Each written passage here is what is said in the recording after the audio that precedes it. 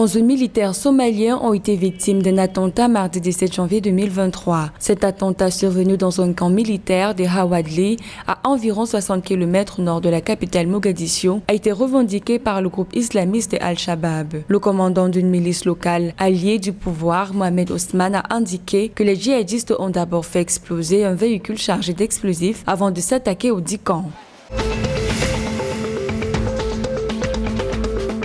Le mardi 17 janvier 2023, un accord cadre de coopération a été signé entre le Rwanda et les Comores. Avec cet accord, il s'agira pour les deux pays d'explorer des secteurs particuliers de coopération, notamment le tourisme, l'énergie, l'agriculture et l'éducation. Selon les autorités rwandaises, cet accord marque les bases de la coopération entre les deux pays. Pour assurer le suivi de la mise en œuvre des accords déjà signés et des éventuels futurs accords à être signés entre les deux pays, une commission mixte de coopération Comores-Rwanda est en cours de création et sera officiellement annoncé dans les prochains jours, a indiqué le ministre des Affaires étrangères rwandais Vincent Biruta.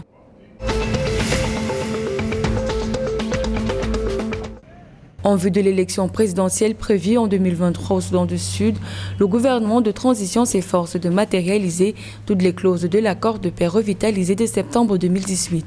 À cet effet, le 16 janvier 2023, l'exécutif sud-soudanais a exhorté le comité conjoint de sécurité transitoire à préparer la formation d'un deuxième groupe de forces dans un mois.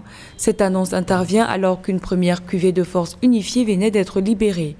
L'une des clauses de l'accord de paix revitalisé de septembre 2018 exige que les parties forment une force unifiée de 83 000 personnes pour prendre en charge la sécurité pendant la période de transition.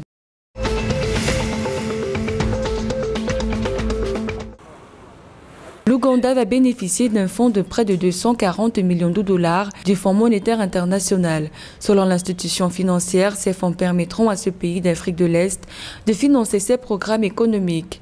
Le ministre ougandais des Finances prévoit que la croissance économique pour 2023-2024 sera de 6%, aidée par une activité accrue dans le secteur pétrolier, la croissance du commerce régional et un rebond de l'agriculture. Les nouvelles ressources permettront au gouvernement de financer pleinement ses activités, a indiqué le Fonds monétaire international.